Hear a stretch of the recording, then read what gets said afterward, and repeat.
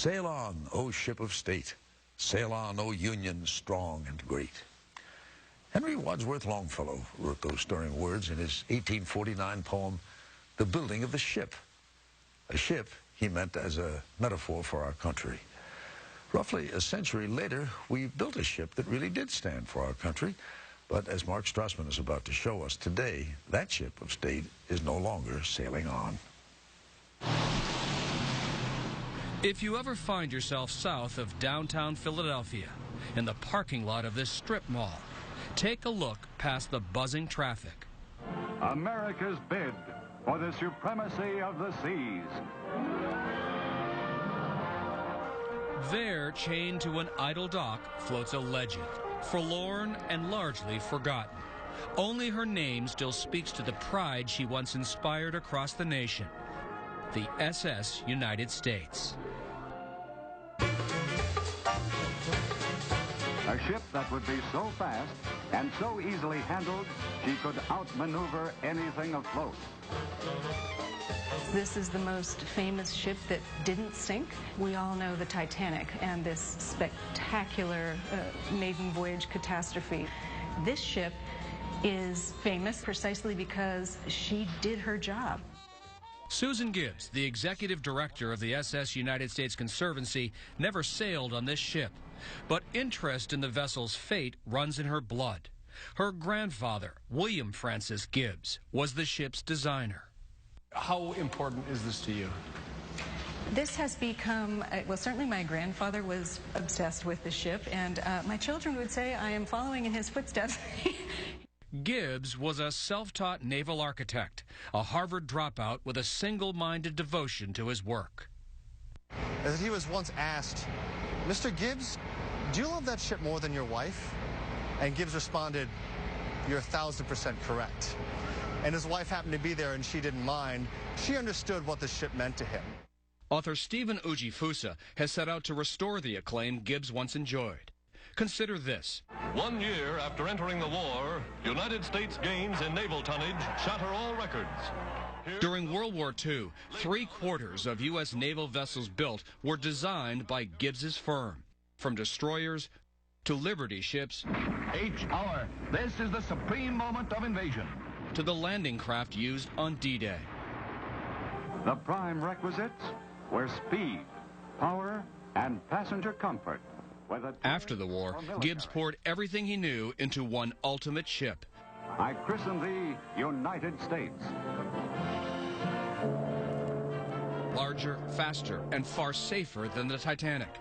The vessel could accommodate 2,000 passengers in high style, though if war broke out, she could be converted to carry 14,000 troops.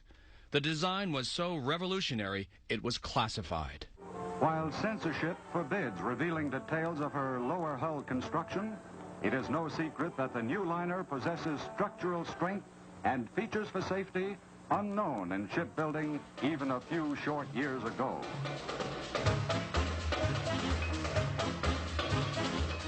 On her very first Atlantic crossing in July 1952, she set the world speed record, 3 days, 10 hours, and 40 minutes. Her return time from England to New York remains unbeaten to this day. On her return to New York City, nearly everyone seemed to turn out to see the sleek new ship glide into the harbor. Imagine taking a structure the size of the Chrysler Building, turning it on its side, and pushing it through the Atlantic at 44 miles per hour. That's a heck of a lot of engineering. And on top of that, make it the most beautiful ship in the world. This beautiful ship attracted the beautiful people of her day. Marilyn Monroe, Marlon Brando, the Duke and Duchess of Windsor, artist Salvador Dali. Even that legendary European beauty, the Mona Lisa, made the crossing aboard the Big U. It was a heady experience for everyone on board. I remembered how absolutely gorgeous those stacks were, what it looks like when it's painted properly. Back in 1958, 5-year-old Roz McPherson and her family sailed to her father's new army posting in Europe. They had come from the segregated South. But McPherson discovered something remarkable on board. The ship was colorblind. You figure that's 1958. That was a big deal to us as a family from the South, because I would not have been frolicking in a pool in New Orleans, I can guarantee that. With the white kids With and white white kids families. and white families. Here my parents are dressed up in the lounge, sitting there with white people. We were really treated like regular human beings on this voyage. Everything about the experience made passengers feel special, and yet no ship could compete with this. Ladies and gentlemen, good morning. This is your captain. Welcome to the jet age. Jet travel cut the journey to just over 6 hours, and so in 1969, the SS United States was mothballed. That is the shaving dishes we should have in here. In 1984, her fittings were auctioned off. So it was a great opportunity. It was a little bit sad at the same time. Very sad. But I thought to myself, if I and other collectors don't gather some of this material together and keep it, it'll just be scattered to the four winds. It'll be lost forever. This represents what a first-class dining table would have looked like on the SS United States. By coincidence, our colleague here at CBS, producer Charles Howland, happens to be a leading collector of SS United States memorabilia.